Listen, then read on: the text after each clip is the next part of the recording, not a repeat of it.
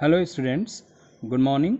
As you have read use of participle in my last video, today I teach you use of infinitive in simple sentence. Now, when we combine two or more than two sentences into a simple sentence, so we use infinitive. Let us see here. We use infinitive. We use to just before the first form of verb to make it infinitive. We find na, ne, ni in the end of the verbs in Hindi. So you can see here example, first example here, he bought a knife, he wanted to kill her. So here in this sentence you will already find here infinitive, but how you combine it, he bought a knife to kill her, here you will see infinitive. In the second example, he has three sons, he has to educate them. Similarly, he has three sons to educate them, here you will find the infinitive. In the third example, give him a chair, he will sit on it. Here in this sentence you will not find any infinitive, but when you convert it, when you combine it into a simple sentence, then you have to make it here infinitive. Give him a chair to sit on it. In the fourth example, I have some duties, I must perform them. So I have some duties to perform them. Now let us see the third use of nominative absolute. Here, when we combine two or more than two sentences into a simple sentence, we use nominative absolute. Certainly, you have to know the nominative absolute. What is nominative absolute? The subject that always absolute. Absolute means free. In a sentence is called nominative absolute. Subjects are different in sentences. Then we can use the rules here. We use having plus third form of verb just after the subject in active voice, but in passive voice we use having been plus third form of verb.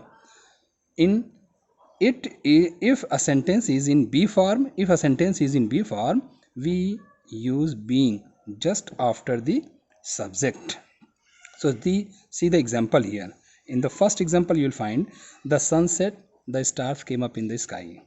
The sun having set, here you will see the nominative absolute. Having set, having plus third form of verb, and this is the subject. It is quite completely free. There is no effect. So having the sun having set, the stars came up in the sky. In the second example you will find in the passive form, the letter was written, he posted at once. Here was written, that is what you see passive as. So in the passive as, the letter having been written, he posted it at once. Now in the same way you will find B form verb. It was cold, no one went out. So it being cold, no one went out. Here in the fourth way we see use of preposition before noun or gerund. So gerund, as you know, is a verbal noun.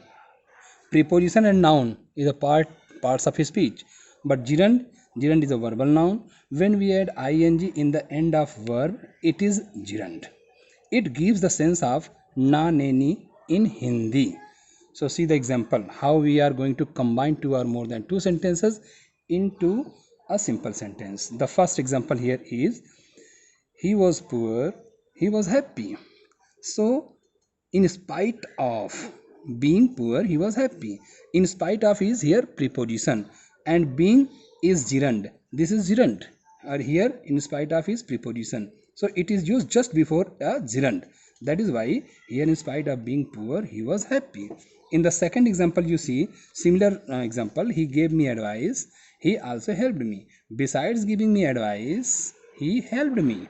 Third example here, I bought a watch, I paid rupees 500 for this. Here you will find the preposition here for. I bought a watch for rupees 500. In the fourth example you see, she had failed, she heard the news, she fainted. So let us see how you are going to use your preposition.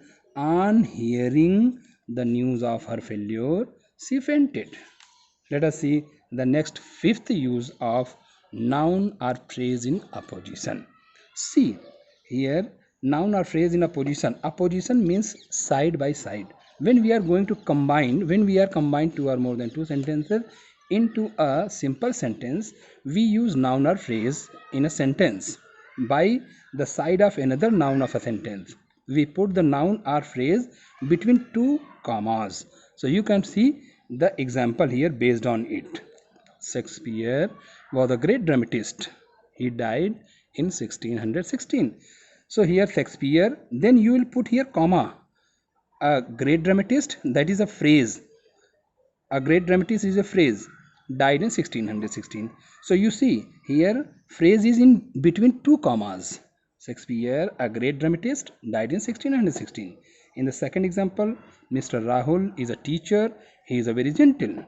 Mr. Rahul, you will find here a teacher, that is another noun. So Mr. Rahul, comma, a teacher, then another comma, is very gentle.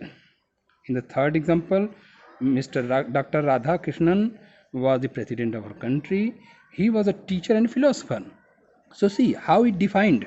Dr. S. Radhakrishnan, comma, a teacher and philosopher. Again comma here.